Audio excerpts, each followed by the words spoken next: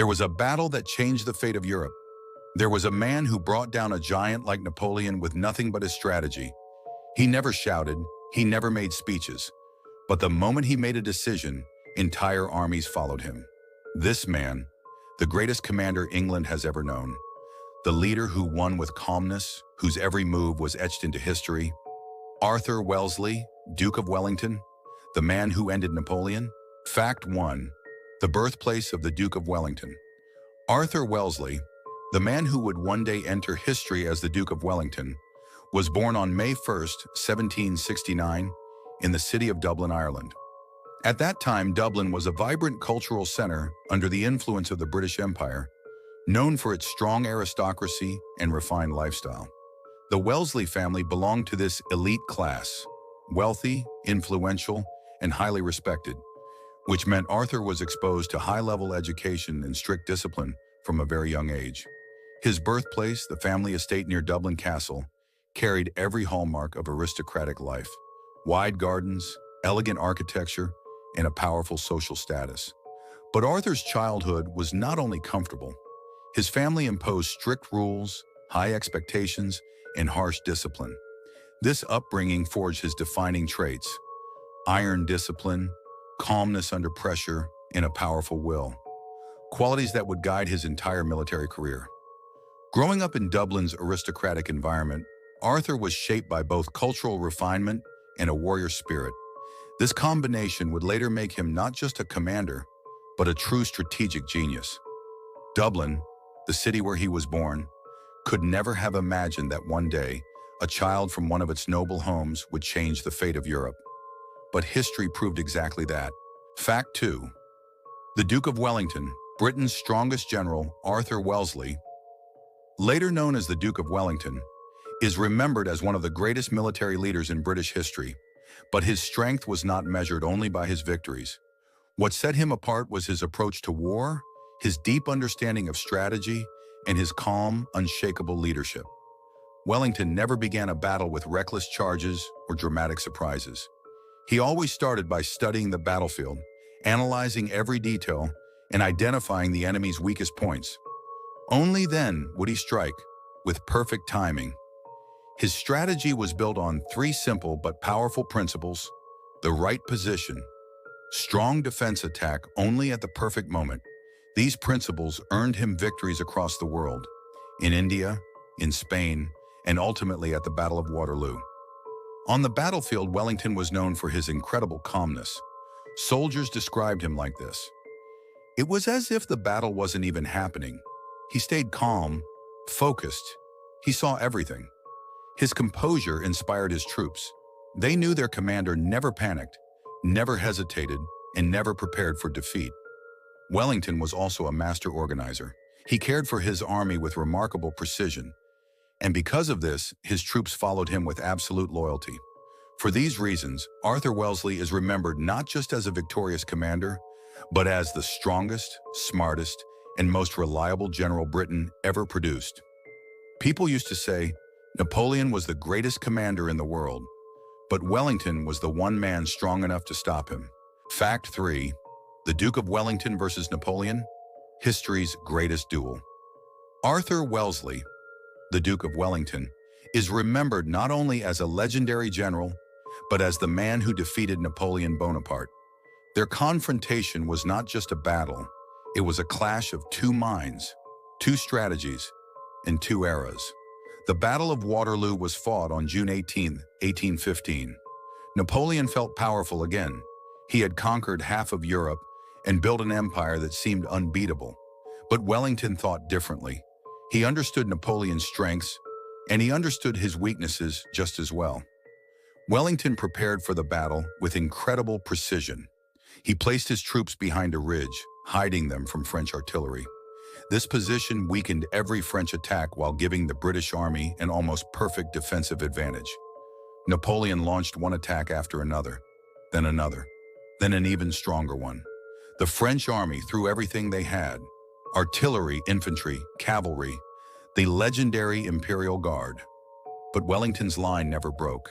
His soldiers held their ground with discipline and quiet strength. Each French attack weakened Napoleon, and strengthened Wellington's position. Napoleon's greatest mistake? He underestimated the Prussians.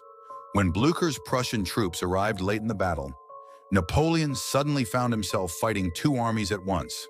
Desperate, he sent in his final hope, the Imperial Guard. If they had broken through, history might have been completely different. But they failed. Wellington's defense held firm. The Guard retreated. Panic swept through the French ranks. At that moment, Napoleon's empire collapsed. Wellington, still calm and controlled, ordered the final advance, and the battle was over. This single moment reshaped the future of Europe. Napoleon was exiled, and Wellington's name was forever engraved in history as the man who defeated Napoleon. Fact 4. The Duke of Wellington's religious beliefs. The Duke of Wellington belonged to the Anglican Church, but he was not a deeply religious man in the traditional sense. He did not pray every day or speak constantly about faith. For him, religion was mainly about morality, duty, and discipline. Wellington believed that true leadership required more than power.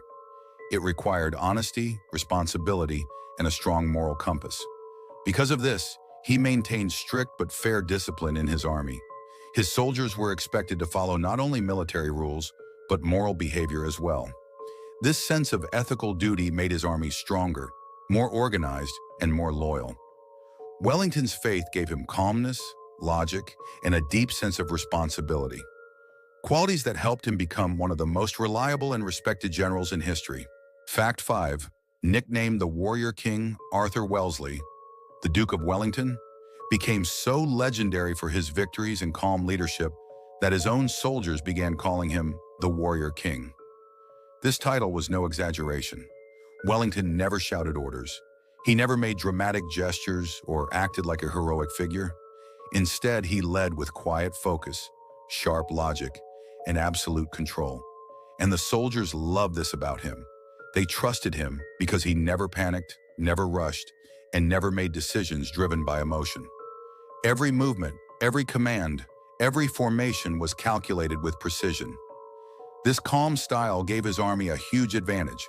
Wellington's forces were always organized, disciplined, and strong, because their leader lived by those same principles. That is why he is remembered not only as a victorious general, but as a commander whose presence felt almost royal on the battlefield. The Warrior King became the perfect title for a man whose strength came not from noise, but from mastery, discipline, and absolute composure. Fact 6. The calm leader in battle. Wellington stayed calm even in the most chaotic moments of battle. While others panicked, he observed, analyzed, and acted only at the perfect moment. His calmness inspired confidence in his soldiers, making them trust him completely. At Waterloo, this silence and control helped him hold the line and change history. Wellington proved that true strength often lies in calmness. Fact 7. His political career and time as Prime Minister, the Duke of Wellington was not only a legendary commander, he also became one of Britain's most influential political figures. After earning fame on the battlefield, he stepped into politics and rose with astonishing speed. Wellington served as Prime Minister of the United Kingdom twice, first from 1828 to 1830, and again in 1834. His political style was almost identical to his military one: serious, disciplined, principled, and deeply cautious. Wellington was a strong conservative.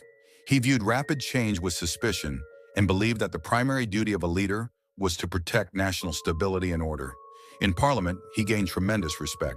He chose his words carefully, avoided emotional debates, and relied on clear, logical arguments, a style that made him powerful among both allies and opponents.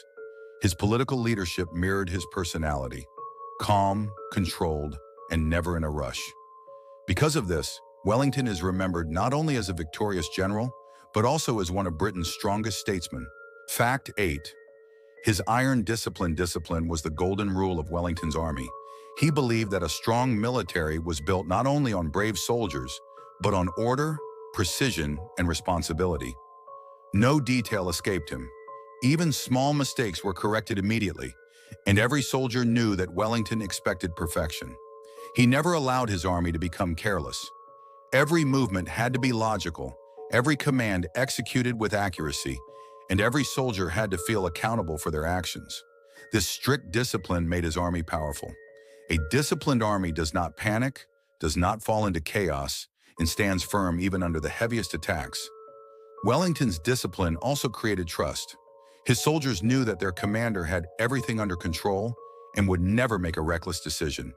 Because of this, Wellington's army was often more organized, more reliable, and ultimately more successful than the armies they faced. Fact 9. Public figure and fame. The Duke of Wellington became a national hero after Waterloo. People admired him everywhere, in streets, cafes, and public events. Despite his fame, he remained humble, calm, and serious, which made him even more respected. Wellington was not seen only as a general, but as a symbol of strength, order, and stability. His fame became a permanent part of his legacy, a hero etched into both history and the public memory. Fact 10. Death and legacy. The Duke of Wellington died on the 14th of September, 1852. His passing saddened the entire nation because he was more than a general. He was a symbol. He was buried in St. Paul's Cathedral, an honor reserved for Britain's greatest leaders.